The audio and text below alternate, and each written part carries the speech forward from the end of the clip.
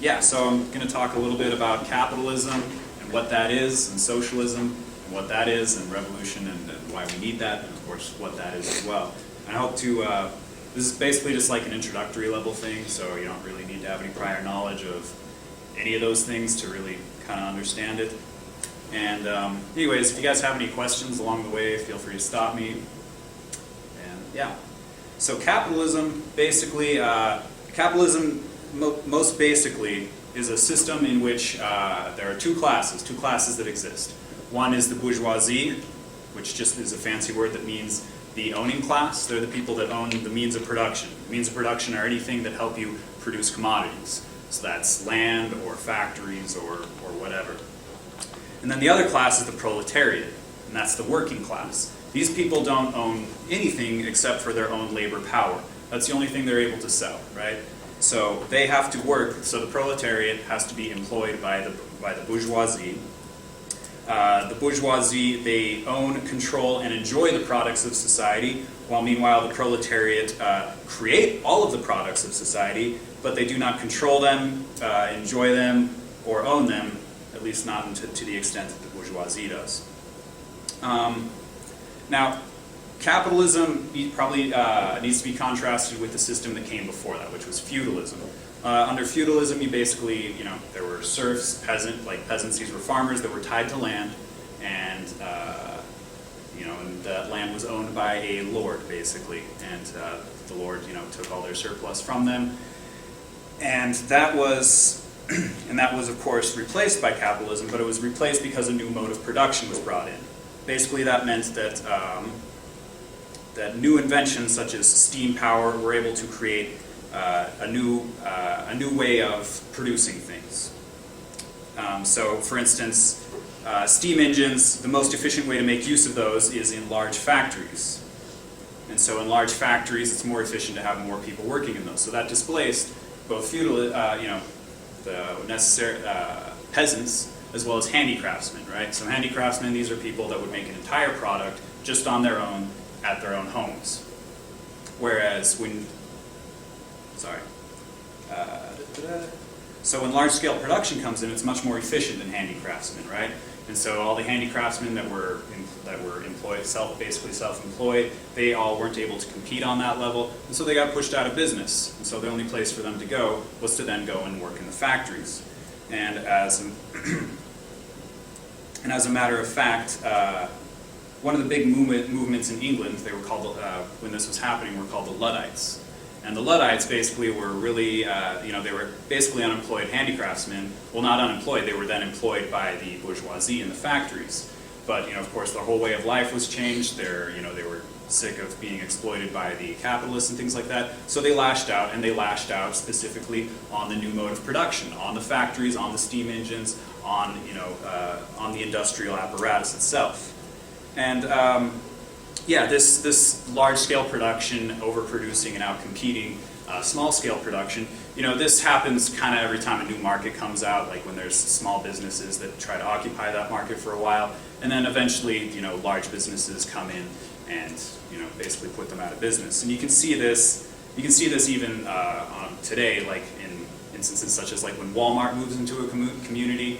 Basically, all the people that were selling products aren't able to compete because they don't have the large infrastructure that Walmart has that enables them to sell things at such a low price.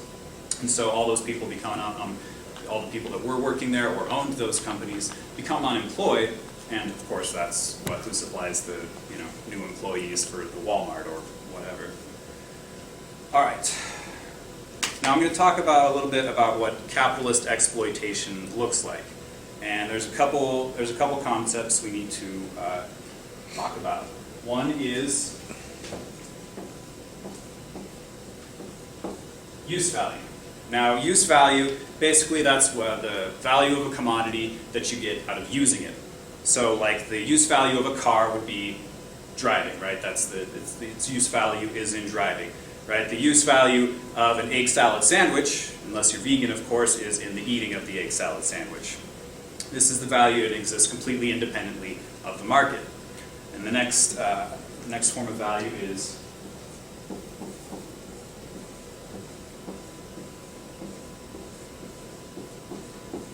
exchange value. Now, exchange value exists within the market. Right? This is the value of any one of these things relative to all other objects in the economy. So a used car equals the value of, say, a fraction of a house, a lot of dinners, or a couple $1,000s. Once again, that exists within the market. And then, of course, we have labor. Okay? Labor is basically a person's life activity, right? It's a manifestation of of your life, your time. So, you know, the thing that makes a person a carpenter is that he is engaged in carpentry. It's him carving wood. But under capitalism, that becomes a commodity. But it's a unique commodity because it produces new commodities, right? So it can make a fallow field, it can make that into a farm, it can make steel into a building, and it can make wood into a chair. No other commodities can do this. And then there are wages. Okay? Wages, while they can vary with the market, the trend is for them to level down for the costs necessary for keeping the worker alive, keep him working and capable of reproducing to create more workers. This is basically just what the capitalist agrees to pay the worker. And this is essentially the exchange value of your labor. So the exchange value of your labor equals your wages.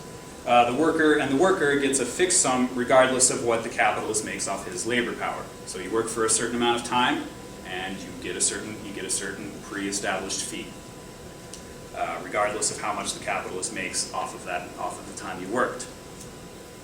Okay, and then we need to talk about surplus value.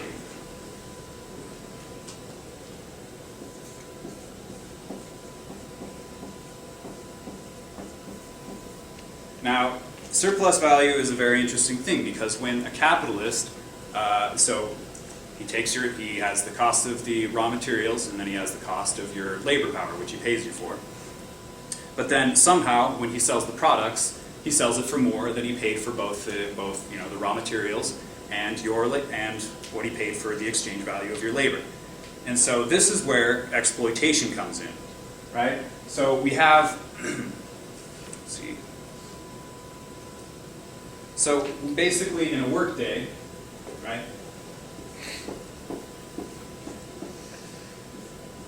Let's say this is a workday, right? So A to B, this represents the time that you need to work in order to make the exchange value of your labor, how much time, how many products you need to make in order to make up that cost, right? So that is a certain amount of time. So let's say you work 8 hours a day, you get paid $70 for that time, but you make $70 worth of products in 4 hours. But of course you work for the whole 8, right? So this whole time, this is surplus labor that you are giving to your employer. And of course, this is where he derives surplus value from. So essentially, when you're working, remember that you work for those 4 hours. Remember, for those next 4 hours, that's something that you're giving to your boss for free. Of course, this is where exploitation comes from. And of course, this is where he generates capital, which he then is able to take and use to produce more products. And this value, when accumulated, is called capital. And the more capital owned by the ruling class, the poorer and more powerless is the working class. Your relative wages, which is basically how much you make in relation to other people, that's going to go down the more they make because they will be, of course, richer than you.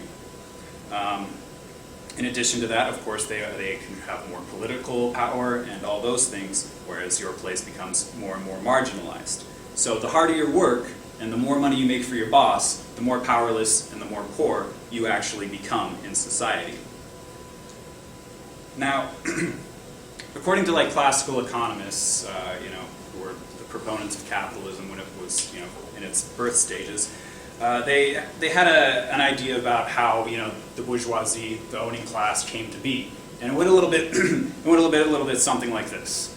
There were people who were motivated, and there were people that were lazy. The people that were motivated went out and worked really hard, and they were able to, buy the factories, and of course the people that didn't work very hard became their employees. Now, this is really absurd, and it actually doesn't match up with history at all. One of the things that we need to talk about here is something called enclosures, or primitive accumulation. This is where property actually comes from.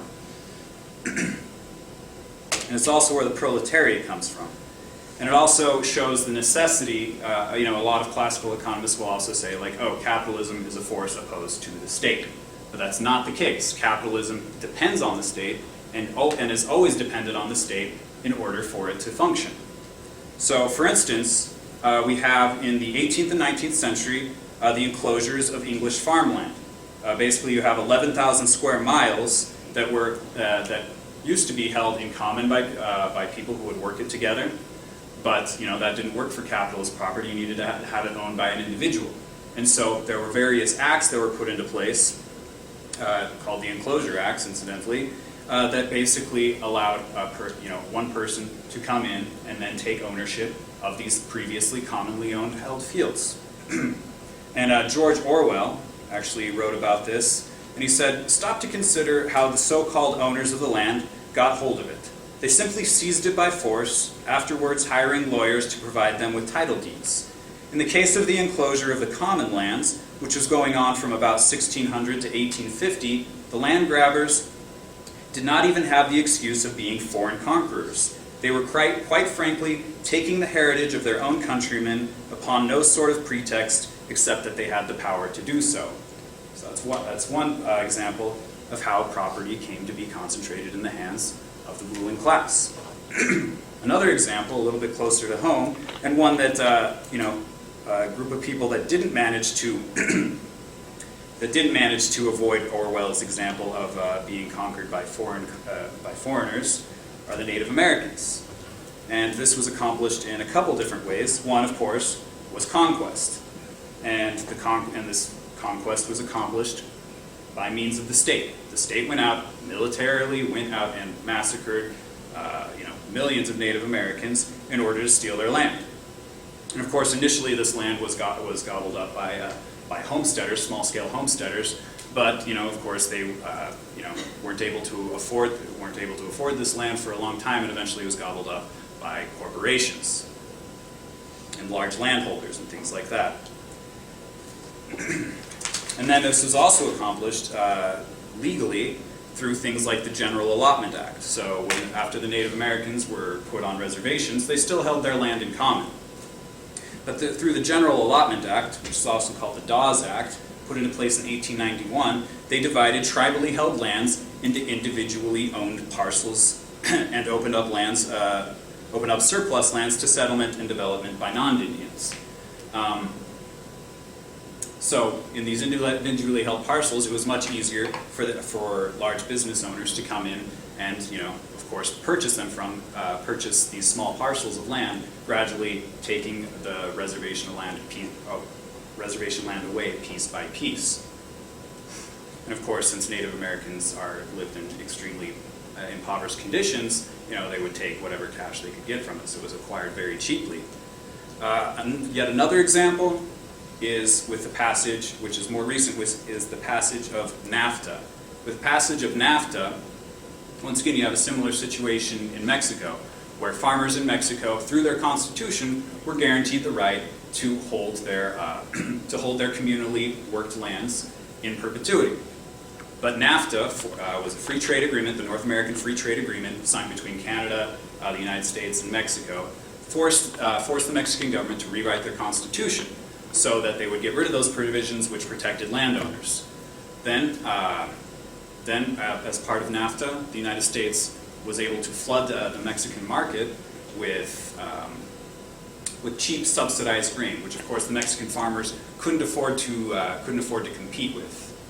And so you see them not able to compete, and of course they are going to become more and more impoverished because of this, and then they're going to have to sell their land. And that's the way land was accumulated in Mexico very recently, and it actually displaced at least 2 million farmers.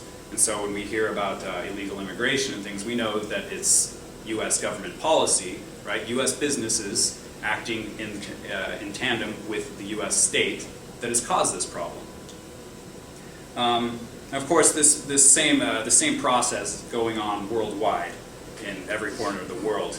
And when all these people become displaced from their land that they've held for generations, they end up becoming the new working class, moving in large numbers into the cities, and usually moving into large slums. Slum populations have skyrocketed in recent years.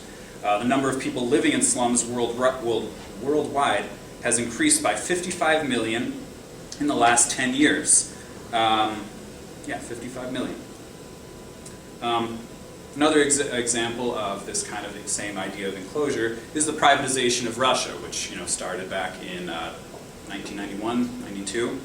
And with privatization of Russia, like when socialism was collapsing in Russia, people, of course, democratically speaking, the people, polls were taken at that time, and people said that what they would prefer is to have full employment still guaranteed by their government, and they would like to have state property distributed to workers' co-ops. That's what polls said. The majority of Russian workers wanted that.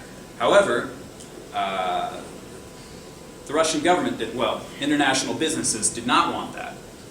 And so they made use of Boris Yeltsin, who took upon himself dictatorial powers in order to have state assets auctioned off to corporations for very, very low prices, and have price controls lifted, and of course unemployment in Russia has skyrocketed, and it's had horrendous effects with the people of Russia, and I'm going to touch on that a little bit later in my lecture. Another aspect of capitalism is overproduction and capitalist crises. So basically, if in capitalism, when capitalism is doing really well and they're producing all of these commodities, a lot of times they have too much of a commodity, and it forces the price of these things down, so much so that it's not even profitable for corporations to sell them, or for large businesses to sell them. And so in things like the Great Depression, when you have at least 1 million people starving here in the United States, you have absurd things happening like the burning of grain. So for one thing, grain was just sitting around in warehouses because it was too expensive to ship it anywhere to have people buy it, but also they literally burned it. While people were starving to death in capitalism, that's how you solve the problem. You burn the commodity that people so desperately need. And currently, right now, a similar situation is happening with the housing crisis, right? The housing bubble crisis, rather. So we have all these houses sitting empty. So instead of having people move into these houses, what banks are actually doing is they're bulldozing the houses. Another way that the capitalists deal with these overproduction crises is by opening up new markets. And one excellent way to do this is by invading another country to open up their previously closed markets. So we can see this example in Iraq, which had a fairly nationalist economy, right? Wasn't so friendly to foreign investment and things like that. And so we invade them, we open up their economy, we once again sell off their state assets for very little money. And as Naomi Klein says, the U.S. has no intention of actually getting out of Iraq. It wants troops to remain, and it wants Bechtel, MCI, and Halliburton to stay behind and run the water system, the phones, and the oil fields. And of course, this kind of intervention happens extremely regularly, and it has disastrous consequences. For instance, and of course, not just to open up markets, but to prevent markets from being closed. It does this all the time. It did it in North Korea, and 2 million people died there. It did it in Vietnam, where 3 million people were killed. It did it in Laos and Cambodia, where 500,000 people were killed by bombing. It did it in Angola, where 1.5 million people were killed as a result. Mozambique, 1 million. Afghanistan, this just being in the first Afghanistan conflict, 500,000. Indonesia, 200,000. East Timor, 200,000. Nicaragua, 100,000. Guatemala, 100,000. El Salvador, 60,000. Argentina, 30,000. Taiwan, 35,000. And Chile, 20,000. This all just happened within the last 50 or 60 years, every single one of these examples. And it goes back in time to the beginning of the United States, actually. So the next thing I'm going to talk about is revolution. So essentially, revolution is the overthrowing of one class by another class. So revolution is not a war that's fought between two factions of the same class. It's not like in Nazi Germany where you had the Nazis take over on behalf of the capitalists for the enforcement of capitalist interests by getting rid of the organized left. That's not a revolution.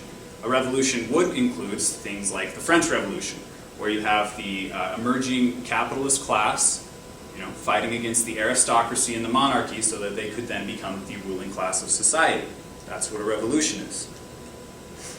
And what's important about that today is that what we'd like is to solve these contradictions is to have the proletariat, the working class, rise up and take control of society, thereby getting rid of the class above it and having those people become working class like everybody else and have to do their fair share. And of course, as we've just looked into, the state exists for the suppression of one class by another. Laws, they have to exist to create new markets, defend property, and ensure regular economic function. The state exists to protect the capitalist system. But the idea would be in a socialist system to get rid of that state and replace it with something else. William Paul writes in his book, The State, Its Origins and Function, the political state throughout history has meant the government of men by the ruling classes. The Republic of Socialism will be the government of industry administered on behalf of the whole community. The former meant the economic and political subjection of the many, and the latter will mean the economic freedom of all. It will therefore be a true democracy. So there's two big trends of thought within this milieu of anti-capitalism.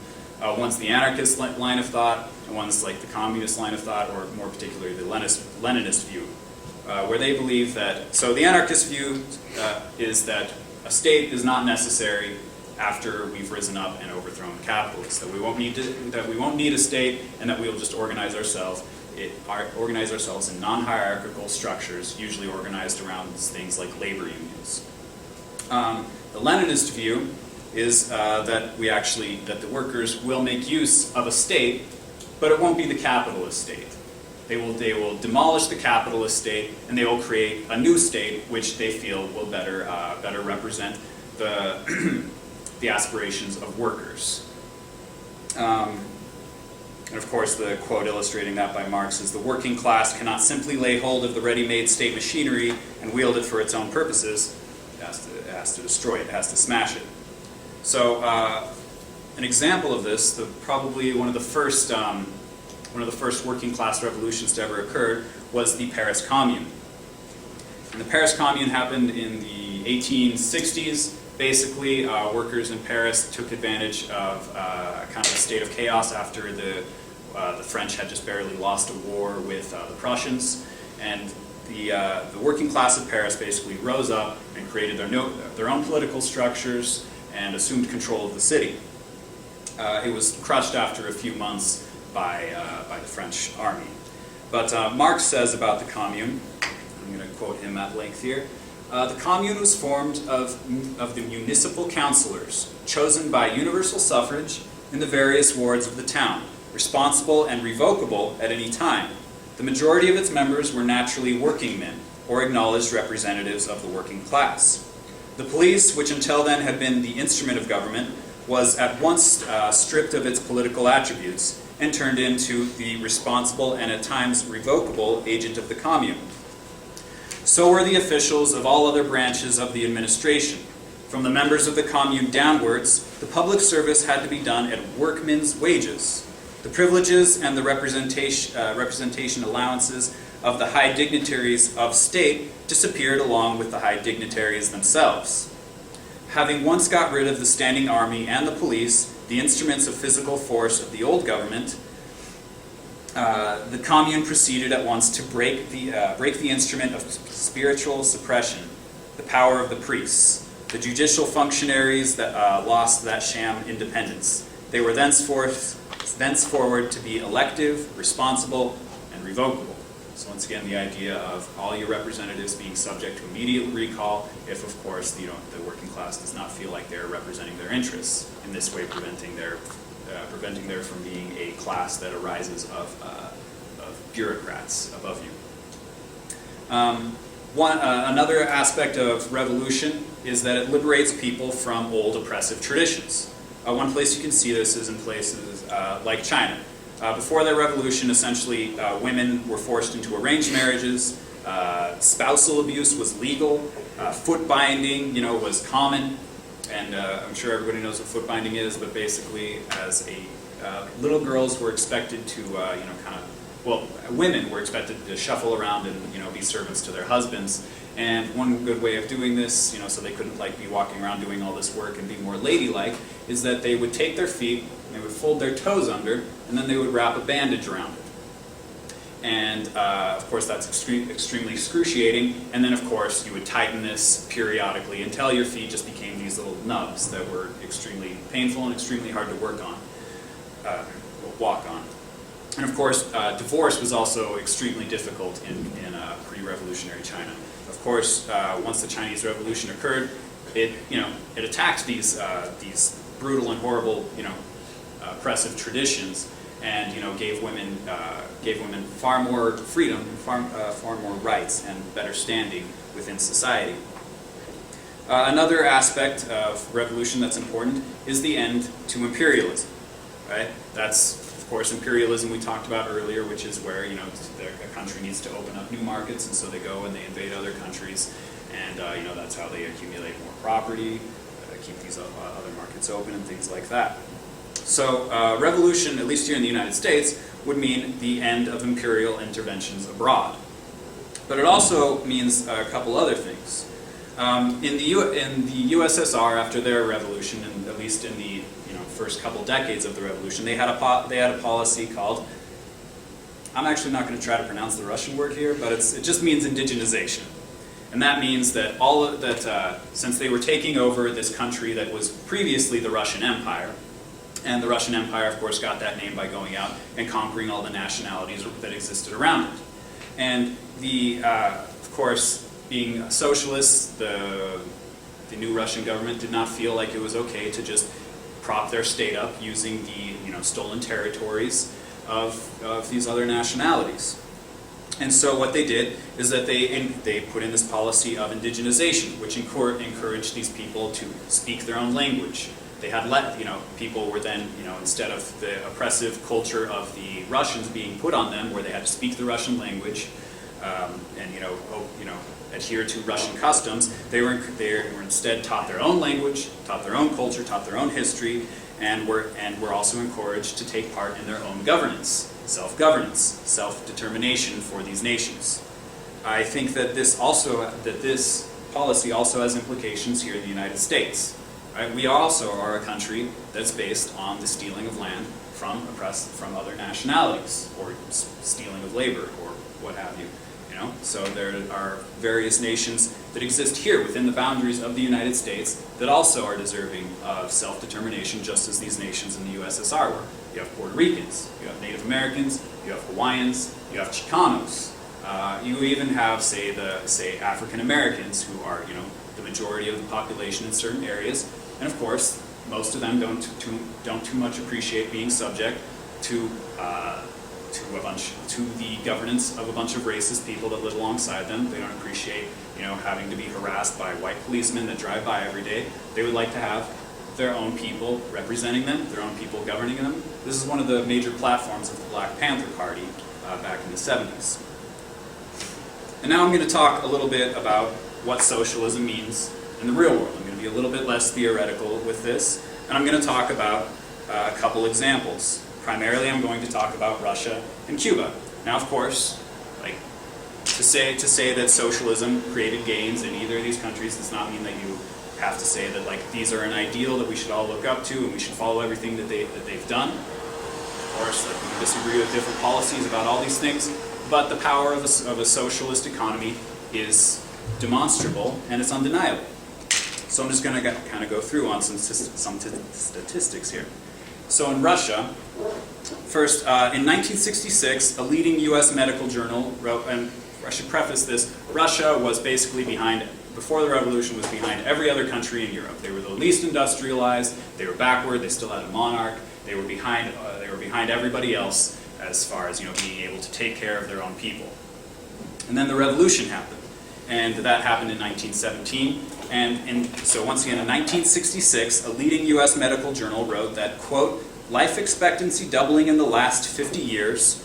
At present time, the Soviet Union graduates annually about as many physicians as there were in the whole Russian Empire before the First World War. Of all the physicians in the world today, more than 1 in 5 is Soviet, while only 1 person in 14 in the world today is a Soviet citizen. In addition, literacy rates before 1917 hardly reached 40%, much less in rural areas, and lower still among women. By the fall of the Soviet Union, literacy rates were higher than in the West.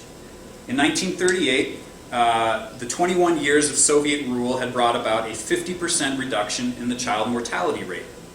The height of the average Soviet child in 1938 was 1¼ inches greater than the average child in Tsarist Russia. The weight of the average Soviet child was 11½ pounds greater in 1937 than in 1925. The chest expansion of the average Soviet child in 1938 was roughly 1 inch greater than the average child in Tsarist Russia. Incidence of tuberculosis decreased 83% under Soviet rule up to 1938 and continued to decrease. Cases of syphilis decreased 90% by 1938 and continued to decrease. The death rate in 1937 in the USSR was 40% below the death rate in Russia in 1913. The USSR's life expectancy was consistently well above the world average. After the collapse of the Soviet Union, however, it plummeted significantly. When socialism collapsed, it went down drastically. Between 1988, which was immediately before socialism collapsed, and 1994, which was immediately after, 2 years after, Russia's life expectancy had dropped by a full 5 years, dropping below the world average for the first time since the gains of socialism were made. Russia's life expectancy today, 20 years after the fall of socialism, has still not managed to regain its pre-collapse levels. In 1993, a UNICEF inquiry estimated that 500,000 extra deaths a year result from the neoliberal reforms in Russia. Russia's social policy chief estimated that 25% of the population has fallen below subsistence levels, while the new rulers, the capitalists and various other people, have gained enormous wealth. And of course, since the collapse of socialism, Russia's suicide rate has doubled since 1990. It was 39.7% per 100. It is now, which is twice the world average. Cuba. Cuba is another example that we can draw inspiration from. For instance, primary education completion rate in Cuba is better than the U.S. Whereas before the Cuban Revolution, the U.S. was almost double. The Cuban infant mortality rate is better than the United States, and is the lowest in the entire Western Hemisphere. In Cuba, child malnutrition in the year 2000 was just 3.4. This, considering this was a period in which they were having massive food shortages because their major trade partner had collapsed and they were going through what was called a special period. But they still had a very low child malnutrition rate of 3.4. You can contrast this with a capitalist country just right across the water from them, Haiti, who of course is not socialist. And at that time, Haiti was actually having their child malnutrition at an all-time low, like the lowest it's ever been, and even since then it's a lot higher than it was. And their child malnutrition rate was 13.4. Once again, Cuba's was 3.4, Haiti's was 13.4. In Cuba, life expectancy in 1960, which was just a year after the revolution, before a lot of the gains had been made, was 63.9. That's 6 full years behind the U.S. at that time. Today, despite a massive trade embargo against Cuba, Cuba has a better life expectancy than the United States. Anyways, and also in Nicaragua, for instance, when they had their short-lived revolution that was quickly overthrown by U.S. guerrilla warfare against their country, they had an extremely low literacy rate, and just in the short amount of time that they were in power, managed to raise it almost to 100%. These are the gains of socialism, and of course, I believe that they are absolutely necessary to get rid of the evils that capitalism is currently visiting upon our society. And that's it.